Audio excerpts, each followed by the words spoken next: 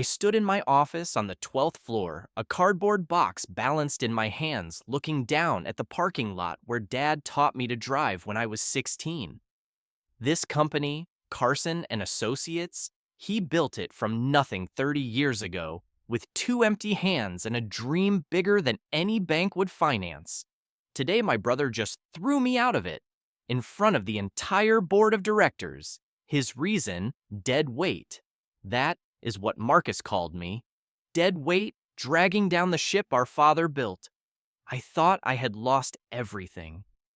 But the yellowed envelope tucked in the bottom drawer of Dad's old desk, his final letter to me, was about to prove every single thing I believed was wrong. Before I tell you what was in that letter, and trust me, you will not believe what my father knew, let me know where you are watching from in the comments. Hit that like button and subscribe, because this story gets darker before it gets better. And if you have ever felt underestimated by your own family, you will want to hear how this ends. My father, William Carson, everyone called him Bill, died 2 years ago from a heart attack. No warning, just gone. He founded Carson and Associates back in 1985, starting in a one-room office above a hardware store downtown. By the time he passed, we had 200 employees, and annual revenue pushing close to $100 million. Management consulting, strategic development, corporate restructuring. Dad was the kind of man who could walk into a failing company and within 6 months turn it profitable. He was tough, demanding, but fair. His motto hung in every conference room. Hard work beats talent when talent does not work hard. I am Art Carson, 30 years old, the younger brother, the one who was never quite good enough. My brother Marcus is 4 years older, which made him 34 when this all went down. From the time we were kids, Marcus was the golden child. Star quarterback in high school, perfect grades, Harvard Business School. Everything he touched turned to gold, or at least that is what everyone said. Me, I was decent. Not brilliant like Marcus, but creative. I saw the long game where others saw quick wins. Dad never compared us out loud, but everyone knew Marcus was his pride. When Dad died, the succession plan was clear. Marcus became CEO. I took the position of Vice President of Strategic Development. The will stated that the company would be split 50-50 between us, equal ownership. But there was a condition: we had to run it together for at least 5 years before either of us could sell or split the assets. Dad wanted us to build something together. He wanted his legacy to survive through both his sons. Those first months after the funeral felt hopeful. I remember sitting in the conference room, just Marcus and me, going through Dad's files. Marcus put his hand on my shoulder and said, "We are in this together, Art. Dad built this for both of us." I believed him.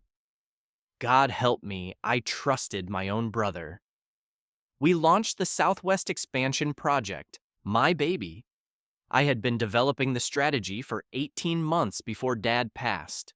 Market research, relationship building. Dad told me once this could double our revenue, son. I was so proud. Marcus handled finance and operations. I focused on strategy and development. We were supposed to be partners. For the first 6 months, it felt real. Then things started shifting. Small things at first. Marcus would schedule important client meetings without telling me. When I asked about it, he would wave it off. "You do not need to be there, Art. Focus on your department." Then I noticed I was being cut out of email chains with our biggest clients. Our chief accountant, Dylan, my closest friend in the company, pulled me aside one afternoon and said quietly, "Marcus is moving budget from your division into marketing. A lot of budget." I told myself it was just business decisions. Marcus was CEO. He had the right to reallocate resources. But something felt wrong. The knot in my stomach grew tighter every week. Finally, I confronted him. I walked into his office, the office that used to be Dad's, and asked, "Are we okay?" I feel like you are shutting me out. Marcus barely looked up from his computer. Do not be paranoid, Art. I am just streamlining operations. Then he said something that cut deep. Dad always said you were too emotional for business. I left his office feeling hollow, like the ground beneath me had started to crack. 2 months later, the Southwest expansion project collapsed. Our biggest potential client, a Phoenix-based real estate corporation worth $40 million in projected contracts, suddenly canceled. They said they received a better offer from a competitor. I dug into it. You know what I found. The competitor was a shell company Marcus had just formed.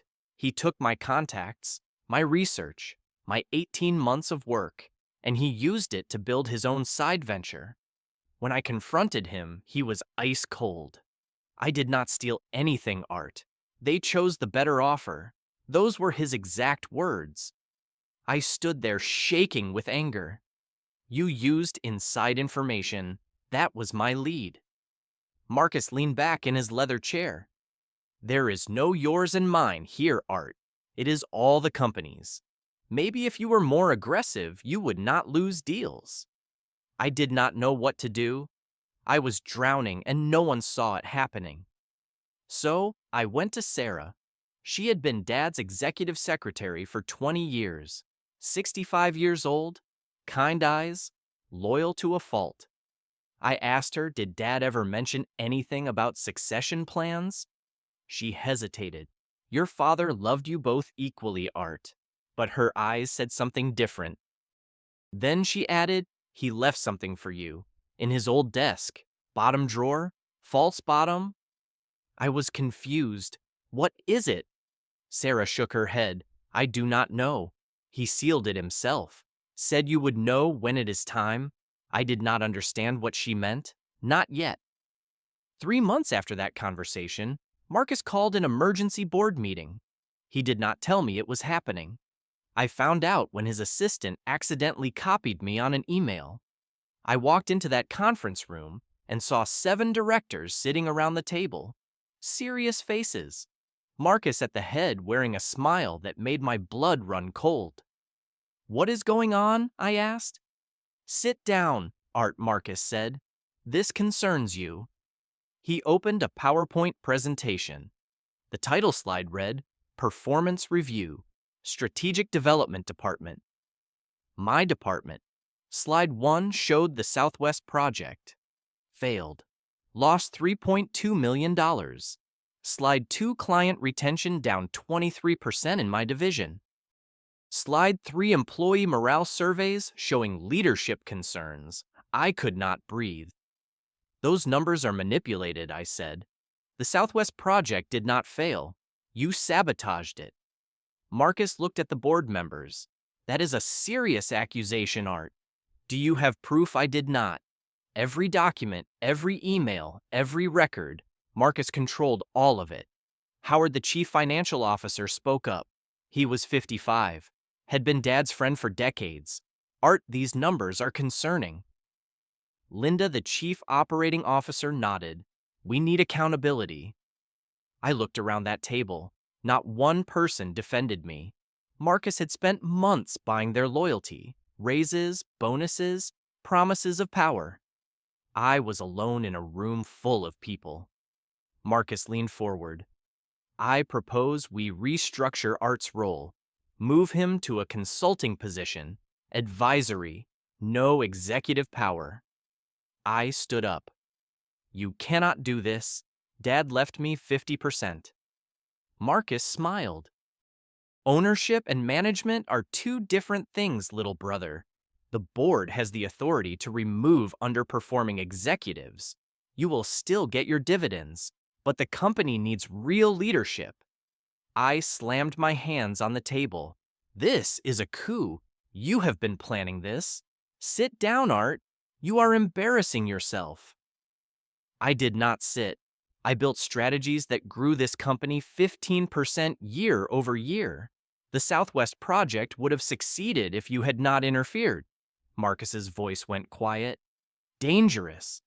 Then why did not you close the deal? He stood up, walked around the table. Let's be honest, Art. Dad gave you this position out of pity. He knew you could not handle real pressure. I have covered for you for 2 years. The board deserves to know the truth. Then he listed everything. Meetings I supposedly missed, meetings I was never invited to, decisions I supposedly avoided, decisions I was never included in. He had built a perfect case against me. Every word calculated, every lie documented. One of the directors asked, "What do you suggest, Marcus?" He looked directly at me. "We cannot carry dead weight anymore. Dead weight sinks ships, and this company is too important to let sentiment destroy it." The room went silent. I felt like someone had punched me in the stomach. Dead weight.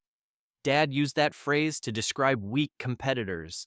Now Marcus was using it for me, his own brother. "All in favor of restructuring Art's position?" Marcus asked. 7 hands went up. Every single one. Howard would not even look at me. The man who came to our house for Thanksgiving every year could not meet my eyes. Effective immediately, Art Carson is relieved of all executive duties. Security will escort you to collect your personal belongings. I stared at him. You are firing me. I am protecting the company Dad built. I walked out of that conference room on legs that barely held me. The hallway was too quiet. Employees stood at their cubicles watching. They already knew. Marcus had told the whole company before the meeting even happened. I heard whispers, saw people turn away. A young secretary I had mentored looked at the floor as I passed.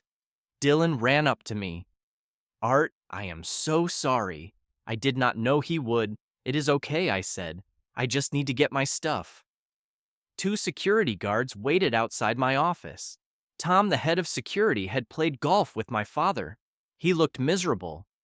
"Sorry, Mr. Carson. I have orders." I nodded, started packing. My degree from state. A photo of Dad and me at the groundbreaking for our first major expansion. A scale model of the company headquarters I had designed. All of it went into a brown cardboard box. The whole company watched me leave. Not one person said goodbye. Before I left the building, I remembered what Sarah told me. Dad's old office was now used for storage. Tom gave me 5 minutes. I opened the bottom drawer of Dad's desk. Pressed the corner on the right side. The false bottom popped open. Inside was a yellowed envelope. Dad's handwriting across the front, "For Art. Open when you need it most." My hands shook. This was his writing. The same scrawl I saw on sticky notes he left around the office. Reminders, encouragement, pieces of advice. I tucked the envelope inside my jacket. I could not open it there. Not yet. I drove home to my apartment downtown, 1 bedroom, view of the street below. I set the cardboard box on the floor and sat on my couch. The envelope felt heavy in my hands. The paper was cream-colored, folded twice. I opened it carefully. The date at the top was 2 weeks before Dad died. He knew he was going out, and he wrote this for me.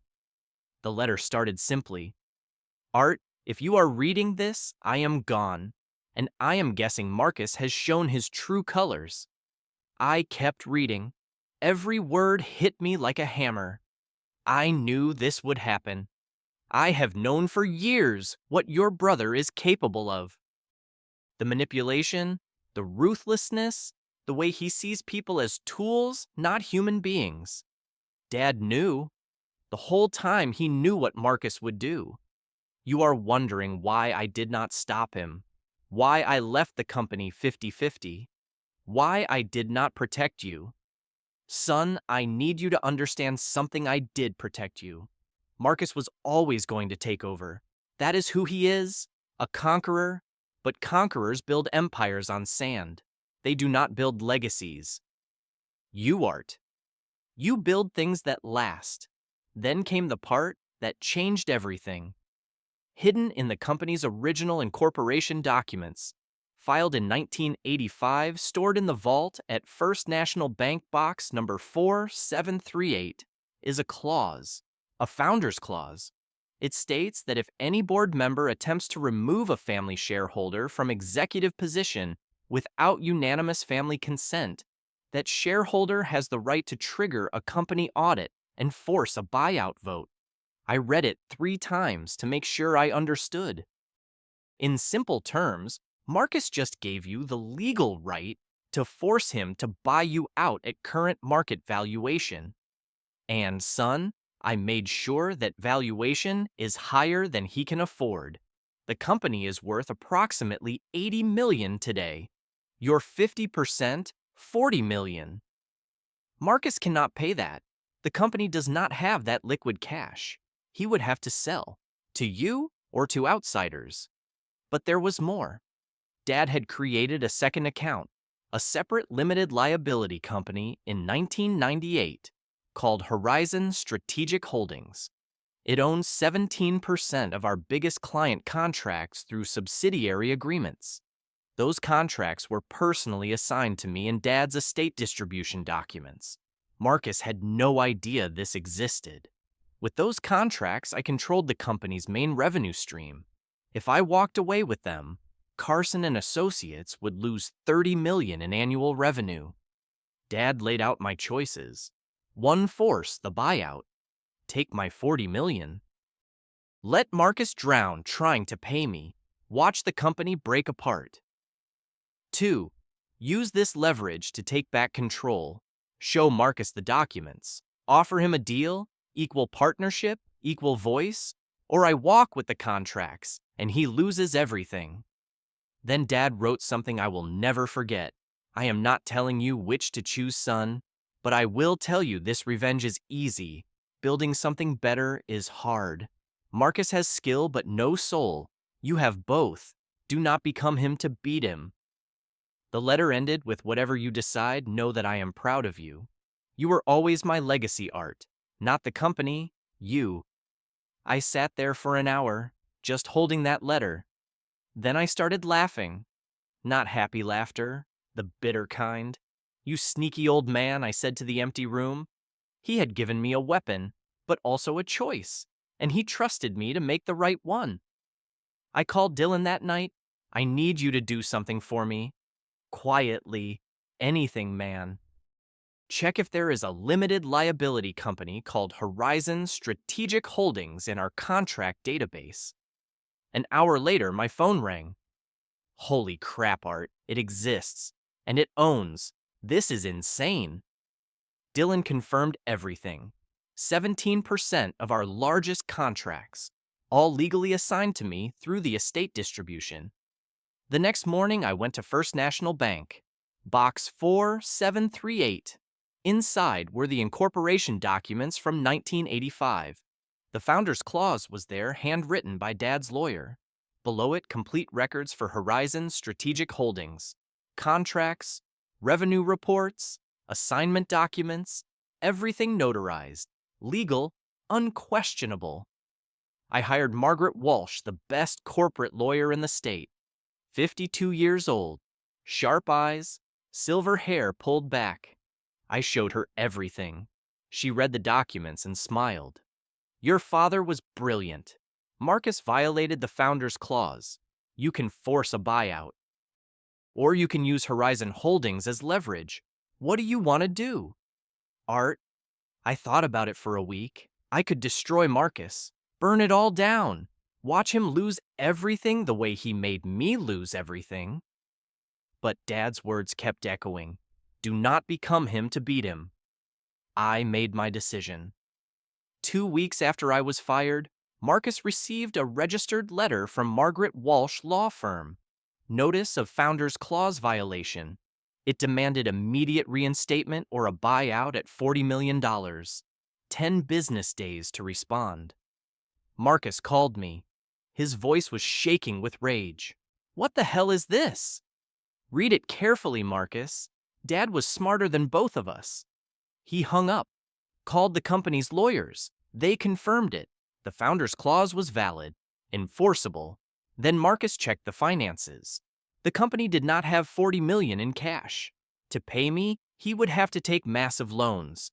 The interest alone would cripple operations. Or he would have to sell company assets. Either way, Carson and Associates would be gutted. He called me back 3 hours later. His voice was different, quieter. Let's talk, in person. We met at the office the next day. I walked into the CEO's suite, Dad's old office. Marcus sat behind the desk looking exhausted, defeated. What do you want? I want what Dad wanted. Equal partnership. Marcus laughed. It sounded hollow. After what I did to you, I could destroy you, Marcus. But that is not what Dad taught me. I put the Horizon Strategic Holdings documents on his desk. He read them. His face went white. You control 17% of our revenue. If I walk away with these contracts, you will lose 30 million a year. Your board will vote you out in 6 months. Marcus said nothing. Here is the deal. I come back as co-chief executive officer. Equal power. Equal say. You stop the manipulation. We run this company the way Dad intended. Or I exercise the founder's clause. Take my buyout. Take my contracts and watch you fall. Marcus stood up, slammed his hand on the desk. You think you have won? I do not think. I know. He walked to the window, stared out at the city for a long time, finally turned back to me. Why did not you just destroy me? I would have if I were you. I know. That is the difference between us. Marcus sat down heavily. Dad always liked you better. No, he loved us equally, but he knew you would do this. So this was all a test. Even from the grave, he gave us both what we needed. You got the company to conquer. I got the tools to stop you from destroying it. Marcus was quiet for a long time. Co-chief executive officer, equal partnership. We both sign off on major decisions. No more board manipulation. And if I say no, then I will see you in court. And you know I will win. Marcus rubbed his face, looked older than 34. When do you start tomorrow? And, Marcus, we are going to finish the Southwest expansion. Together? 6 months later, Marcus and I were running Carson and Associates together. It was not easy. We still fought, still disagreed. But now the arguments were constructive. About strategy, about direction, not about power. The Southwest expansion launched successfully. It brought in 35 million in new revenue. The company grew 22%. Our employees noticed the change. Morale improved. People stopped walking on eggshells. Marcus and I were not close. Maybe we never would be again. But there was respect. During one board meeting, Marcus did something I never expected. He looked at the directors and said the Southwest project was Art's vision from the beginning. He deserves full credit for its success. It was the first time my brother publicly acknowledged me. Howard, the CFO, caught my eye across the table and nodded. Maybe some things could be repaired?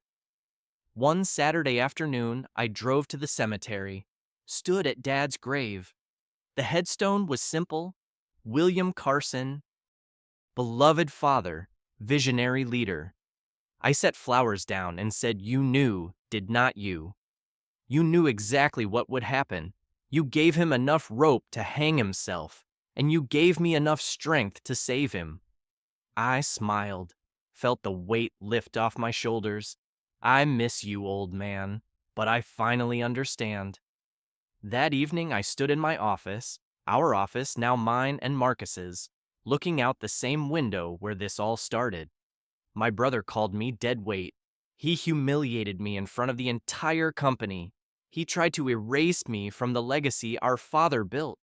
But Dad's final letter did not just give me power. It gave me a choice. I could have become the villain to defeat the villain. I could have crushed Marcus the way he tried to crush me. Instead, I chose to prove that real strength is not about destroying people. It is about building them up, even when they tried to knock you down. Marcus taught me what not to be. Dad taught me what I could become. And in the end, that is the only legacy that matters. They say family businesses never survive the second generation. But maybe they do when you remember what family really means. Not blood, not a name, but the values you choose to carry forward. I touched the framed letter on my wall, Dad's handwriting still clear after all this time. Thank you, I whispered, for believing I was strong enough. So here is my question for you. Have you ever been underestimated by someone who should have supported you? Have you ever had to choose between revenge and redemption? Drop your story in the comments below. I want to hear how you handled it. And if this story touched you, hit that like button. Subscribe to hear more stories about overcoming family betrayal and workplace injustice. Share this with someone who needs to hear that being underestimated does not define you. How you respond does. Thank you for listening to my story. I hope it reminds you that sometimes the greatest victory is not in crushing your enemies, but in refusing to become them. Stay strong out there. You are worth more than anyone's opinion of you.